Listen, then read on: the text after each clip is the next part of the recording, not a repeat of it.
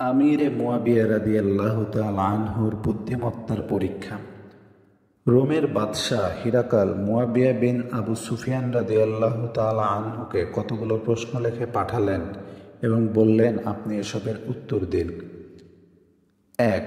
সেটা কোন বস্তু যা থেকে সব বস্তু সৃষ্টি, আর সেটা কি যা কোনো বস্তুই নয়? 2. 4 বস্তু এমন তাতে আত্মা বা রূহ তো রয়েছে, কিন্তু তাদের অস্তিত্ব মায়ের গর্ভ অথবা পিতার ঔরসে ছিল না। 3. সে কে ছিল যার জন্ম পিতা ছাড়া হয়েছে? 4. সেই ব্যক্তির নাম কি যার জন্ম মা ছাড়া হয়েছে? 5. রংধনু কি জিনিস? 6. কোন বৃক্ষ পানি ছাড়াই জন্ম নেয়? 7. কোন সেই বস্তু যে শ্বাস গ্রহণ করে কিন্তু তার ভিতরে কি রূহ বা আত্মা নেই? 8. আজ, গতকাল ও আগামীকালের পর কি? মুয়াবিয়া রাদিয়াল্লাহু তাআলা আনহু এই প্রশ্নগুলোর উত্তরে লিখলেন, 1. সেই বস্তু যা থেকে প্রত্যেক বস্তুর অস্তিত্ব তা হলো পানি। আল্লাহ তাআলা ইরশাদ করেন, এবং আমি পানি থেকে প্রত্যেক জীবন্ত জিনিস সৃষ্টি করেছি। সূরা আম্বিয়া 21 নম্বর আয়াত। আর সেই বস্তু যেটা কোনো বস্তুই নয় তা হলো দুনিয়া, যা এক সময় বিলুপ্ত হবে এবং ধ্বংস হয়ে যাবে। 2 নম্বরে তিনি বললেন, সেই 4 বস্তু যাতে আত্মা তো রয়েছে কিন্তু তাদের অস্তিত্ব মার জরায়ু অথবা পিতার ঔরসে ছিল না, তা হলো আদম আলাইহিসসালাম, হাওয়া আলাইহিসসালাম। 3 নম্বরে হলো সালেহ আলাইহিসসালামের উট এবং 4 নম্বরে হলো ইসমাইল আলাইহিসসালামের দুম্বা।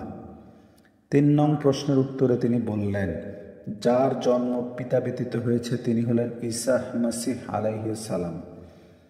4 নম্বরে তিনি বললেন, যার জন্ম মা ব্যতীত হয়েছে তিনি হলেন আদম আলাইহিসসালাম। 5 নম্বরে তিনি বললেন, রংধনু আল্লাহ তাআলার পক্ষ থেকে প্লাবন ও বন্যার পানিতে বান্দার ডুবে যাওয়া থেকে নিরাপত্তার ইঙ্গিত।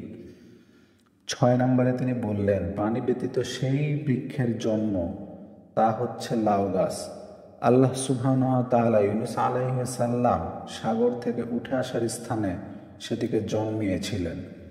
7. সেই বস্তু যা শ্বাস তো গ্রহণ করে কিন্তু তাতে আত্মা নেই, তা হলো প্রভাত বা সকালবেলা। আল্লাহ তাআলা ইরশাদ করেন, আর কসম সেই প্রভাতের যখন সে নিঃশ্বাস ফেলে। সূরা তাকবীর 81 18 নম্বর আয়াত। 8ম প্রশ্নের উত্তর হলো, আজ কর্ম, গতকাল দৃষ্টান্ত, আগামীকাল মৃত্যু, আর আগামীকালের পর বহু কষ্টে অর্জিত আশা এবং আকাঙ্ক্ষা।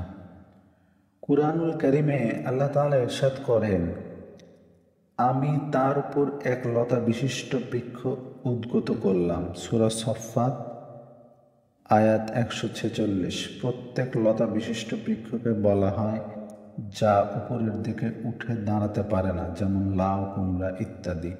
এটি ছিল ইউনূস আলাইহিসসালাম যখন সাগর থেকে ফিরে আসেন বা উঠে আসেন সেই স্থানের কথা। আল্লাহ সুবহানাহু ওয়া তাআলা আমাদেরকে বোঝার তৌফিক দান করুন।